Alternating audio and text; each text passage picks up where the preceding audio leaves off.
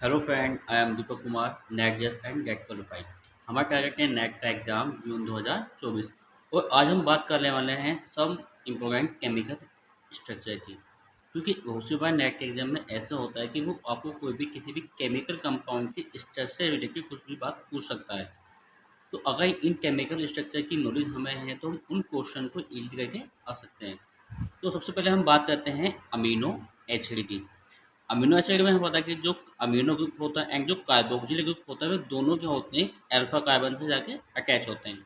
अगर इस alpha carbon पर जो हाइड्रोजन होगा और इस हाइड्रोजन को हम रिमूव करके अगर कोई भी अदर फंक्शनल ग्रुप या कोई भी अदर ग्रुप चेन अटैच करते हैं तो जो भी हमें कंपाउंड मिलता है वो क्या होता है, रिलेटेड अमीनो एसिड से रिलेटेड होता है। वो न्यूट्रल हो सकता है, बेसिक हो सकता है या एसिड एसिडिक अमीनो एसिड हो सकता है। तो सबसे पहले हम बात करते हैं आज न्यूट्रल अमीनो एसिड की। इसका पहला एग्जाम्पल है ग्लाइसिन, जिसकी स्ट्रक्चर क्या होती है, ये वाली NH2 CH2 एंड COH। अगर हम बात करते हैं अगले केमिकल स्ट्रक्चर की तो वो है एलानिन, जिसकी स्ट्रक्चर ये वाली होती है। वेलिन की क्या होती है, ये वाली होती है। ल्यूसिन की स्ट्रक्चर ये होती है एंड आइसोल्यूसिन की ये वाली होती है। इन सभी स्ट्रक्चर में हमने ये किया है कि जो हाइड्रोजन है अगर हम इसको यहाँ से रिप्लेस करते हैं और कोई भी अदर ग्रुप या कोई भी चेन अटैच करते हैं तो हमें क्या मिलता है, अमीनो एसिड के अदर डेरिवेटिव। तो हमने जो ये केमिकल स्ट्रक्चर यहाँ पे अरेंज किए हैं वो इसी वजह से किए हैं जो इजीली आपको याद हो जाए कि हमें ये लगाना है, एक साइड NH2 लगाना है, एक साइड कार्बोक्सिलिक एसिड और बीच में क्या है CH, और इससे जो H होगा उस पर हमें केवल यहाँ पे चेंजिंग करना। और जिससे हमें क्या होगा, इजीली अमीनो एसिड की जो स्ट्रक्चर है वो याद हो जाए। तो हमने बात की अभी glycine, alanine, valine, leucine and isoleucine की।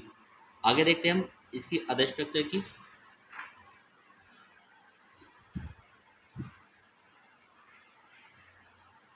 तो ये है फिनाइल एलानिन, ये टायरोसिन है, ये सेविन है, ये सिस्टीन की स्ट्रक्चर है।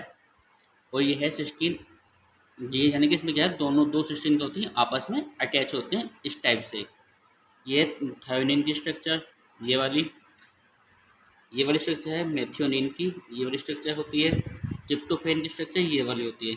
वो मैं आपको इसी जो बताता हूँ बहुत से बार क्या होगा कि वो आपको अमीनो एसिड की स्ट्रक्चर देगा, वो पूछेगा कि इस अमीनो एसिड में कौन सा फंक्शनल ग्रुप अटैच होगा या कौन सा ग्रुप अटैच होगा। जैसे हम देख रहे हैं जो ट्रिप्टोफैन की स्ट्रक्चर है इसके अंदर क्या है, इंडोल ग्रुप अटैच होता है, यानी कि ये वाला ग्रुप अटैच होता है। तो आपको क्वेश्चन ये भी पूछ सकते हैं कि इंडोल ग्रुप कौन से अमीनो एसिड में अटैच होती है। तो हमें ध्यान रखना कि जो ट्रिप्टोफैन की जो स्ट्रक्चर होती है उसमें क्या इन्वॉल्व होता है, इंडोल ग्रुप इन्वॉल्व होता है। ऐसे ही पूछ सकता है कि जो प्रोलीन की स्ट्रक्चर होती है उसके अंदर इम्यूनो ग्रुप प्रेजेंस होता है, या बोल सकते हैं हाइड्रोक्सी प्रोलीन की स्ट्रक्चर के अंदर भी क्या होता है, इम्यूनो ग्रुप इन्वॉल्व होता है। तो इसलिए ध्यान रखें जब भी कभी अमीनो एसिड के स्ट्रक्चर की बात करते हैं तो वो आपको नेम देके उसकी स्ट्रक्चर के बारे में पूछ सकता है, या पूछ सकता है कि किन अमीनो एसिड में कौन सा ग्रुप प्रेजेंस हो सकता है।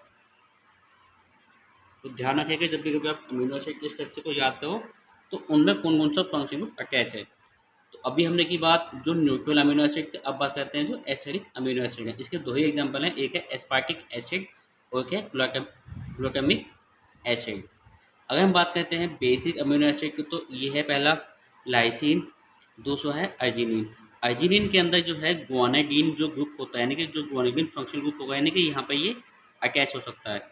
यानी कि आपसे पूछ सकते हैं कि ग्वानाइडीन कौन सा अमीनो एसिड के अंदर इन्वॉल्व होता है, तो वो है क्या, अर्जिनिन।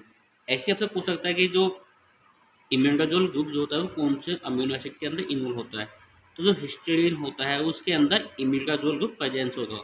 क्योंकि ये क्वेश्चन जाता है आपको नेट के एग्जाम में, गेट के एग्जाम में, कोई भी अदर जो कॉम्पिटेटिव एग्जाम होगा केमिस्ट्री से रिलेटेड उनमें ये क्वेश्चन पूछे जाते हैं कि कौन सा फंक्शनल ग्रुप कौन सा अमीनो एसिड में प्रेजेंस होगा।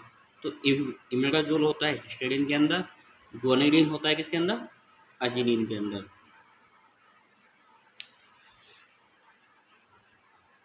अगर हम बात करें कुछ अदर केमिकल स्ट्रक्चर की तो वो जो आपको एग्जाम में पूछ सकता है, तो ये है हमारी हाइपोफॉस्फोरस, यानी कि H3PO2। इन केमिकल स्ट्रक्चर के अंदर वो आपको कोई भी एक नेम देगा, उससे पूछेगा इनमें कि इनमें से किसकी स्ट्रक्चर हाइपोफॉस्फोरस की है, या वो पूछ सकता है कि हाइपोफॉस्फोरस के अंदर कितने OH ग्रुप इन्वॉल्व होते हैं, कितने H ग्रुप इन्वॉल्व होते हैं। तो आपको कैसे भी क्वेश्चन आपसे एग्जाम में पूछ सकता है। तो ये स्ट्रक्चर है हाइपोफॉस्फोरस एसिड, यानी कि H3PO2 ये होती है ऑर्थोफॉस्फोरस एसिड यानी कि H3PO3 की। वो पूछ सकता है ऑर्थोफॉस्फोरिक एसिड यानी कि H3PO4, क्योंकि इन स्ट्रक्चर में जाता है यही क्वेश्चन पूछता है कि उनमें कितने OH ग्रुप अटैच हैं, कितने H ग्रुप अटैच हैं किससे, फास्फोरस से। अगली हमारी पायरोफॉस्फोरस यानी कि H4PO2। अगली है H4PO2O6 जिसकी स्ट्रक्चर वाली है। हमारी हाइपोक्लोरिक एसिड यानी कि H4PO7 जिसकी स्ट्रक्चर ये। अगली साइक्लो साइक्लोट्राइमेटाफॉस्फेट एसिड CO2 की फोल्ड, यानी कि इसके अंदर वो पूछ सकता है कि इनमें कितने एन वो ऑक्सीजन पी इन्वॉल्व हो सकते हैं, किन पी वो फास्फोरेट फास्फोरस के बॉन्ड इन्वॉल्व हो सकता है। तो इसके अंदर क्या है, 1 2 and 3 phosphorus oxygen phosphorus involve है, और कहीं फास्फोरस का बॉन्डिंग फास्फोरस से अटैच नहीं है। तो वो इस स्ट्रक्चर से लेकर कुछ भी क्वेश्चन पूछ सकता है, लेकिन उसके लिए इम्पोर्टेंट है कि आपको उस स्ट्रक्चर के बारे में पता हो।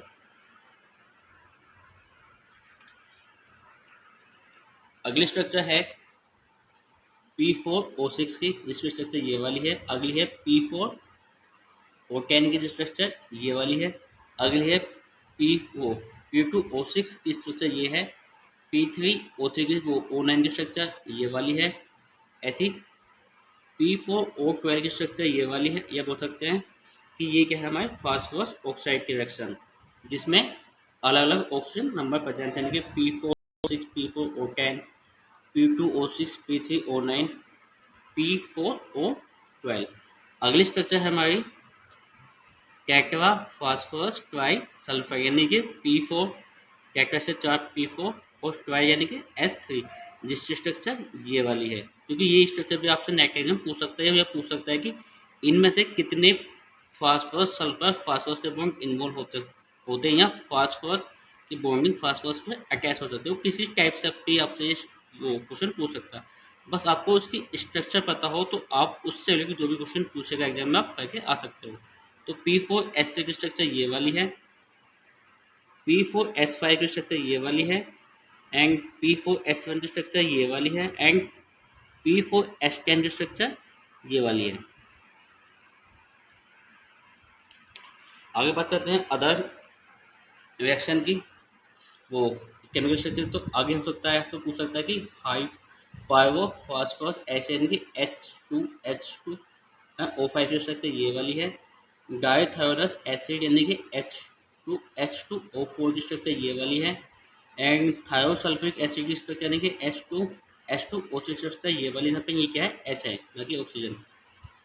पायरोसल्फ्यूरिक एसिड की स्ट्रक्चर P2H2O7 की स्ट्रक्चर ये वाली है। तो ये वो आपसे पूछ सकता है कि इस स्ट्रक्चर में कितने सल्फर या सल्फर बॉन्ड आपस में अटैच है, लेकिन इसमें क्या है, कोई भी bonding sulphur two sulphur attach नहीं, इसमें क्या है, ऑक्सीजन बीच में प्रेजेंस होगा।